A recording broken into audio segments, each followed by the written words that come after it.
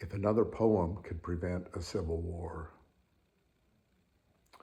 12 score and 10 years ago, the founders of our country brought forth on this continent a new nation, conceived in liberty and dedicated to the proposition that all men are created equal.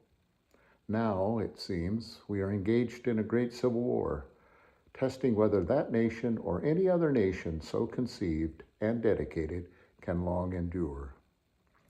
Helmeted and bodyguarded, camouflaged and gas masked, unwelcome and unaccountable, federal agents are on the streets of our cities.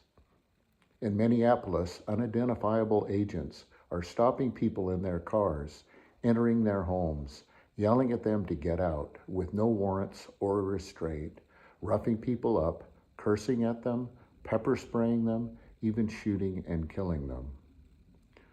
Domestic terrorism is here as we move towards a greater civil war. In a time of terror, how does courage meet with brute force? At risk of bodily harm, the peaceful demonstrators in Minneapolis are showing us how. Before being slain, her last words were, "I'm not mad at you." On January 7th of 2026, the mother of three, Renee was shot in the head and killed by an Immigration and Customs ICE agent. Then on January 24th, Pretti was pepper sprayed and wrestled to the ground by a group of masked agents.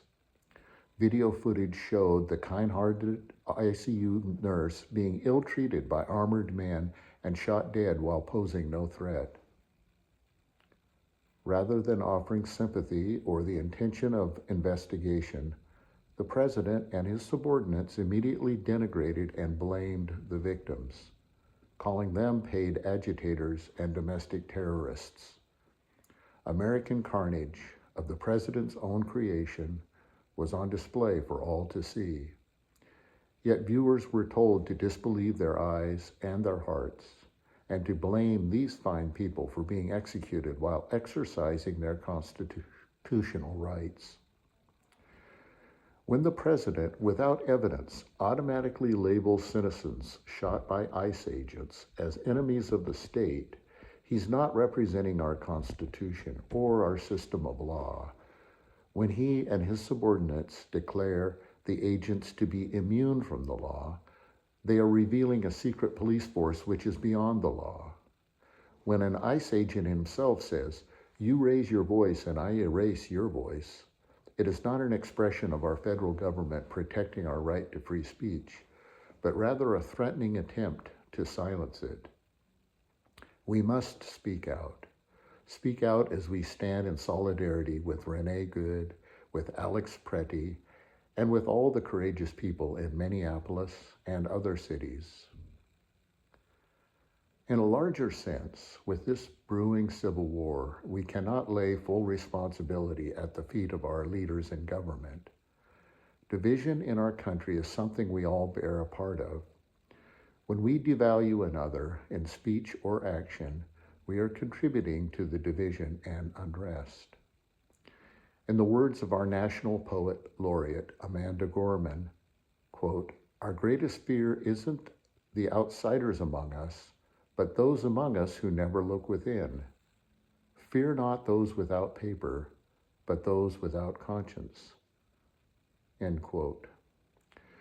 The effective nonviolent resistance of the people of Minneapolis is an example of how courage can meet brute force.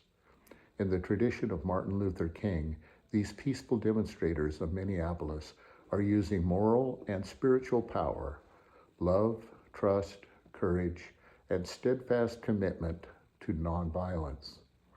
Martin Luther King's practice of meeting brute force with soul force was effective in the civil rights era, just as Mahatma Gandhi's nonviolent approach was successful in winning India's independence from the British Empire. His message, "The enemy is not the British, the enemy is myself." Our struggle with conscience in America is also a great opportunity, even for people who have supported the president in the past. especially those who have supported him in the past. We all have the power to speak the truth. We can all say that secret police have no place in America. We can say we support a government that stands behind the Constitution and supports our right to free speech. We can say it is wrong for federal agents to point guns at law-abiding citizens. We can say out loud it is wrong for masked, unidentified agents to shoot peaceful demonstrators. We don't have to be silent. As the Nobel laureate and Holocaust survivor Elie Wiesel said, "Neutrality never helps the victim, only the oppressor." We are not helping the families of Renee Good or Alex Pretti by remaining passive. We are not helping others or ourselves by remaining silent in the presence of lies. During the same time that the citizens in Minneapolis have been demonstrating peace, a group of Buddhist monks have been walking for peace from Fort Worth, Texas to Washington, D.C. Carrying only their alms bowls, they are relying on food and shelter from people along the way. Disciplined in their Buddhist tradition, they are dedicating their work for the benefit of all. Every step of the over 2,000-mile walk is an attempt to raise awareness of inner peace in America and all around the world. Like the nonviolent demonstrators in Minneapolis, they are demonstrating that hatred is never appeased by hatred, only by non-hatred. Their purpose is not to protest, but to awaken the peace that already lives inside us.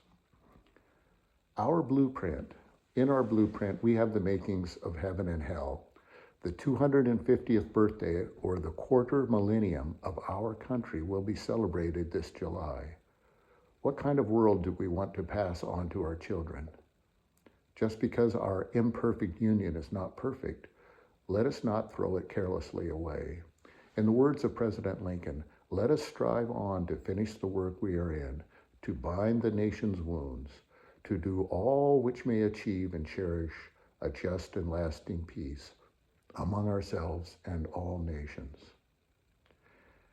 It is for us, the living, rather, to be dedicated here to the unfinished work they who have fought here have thus far so nobly advanced.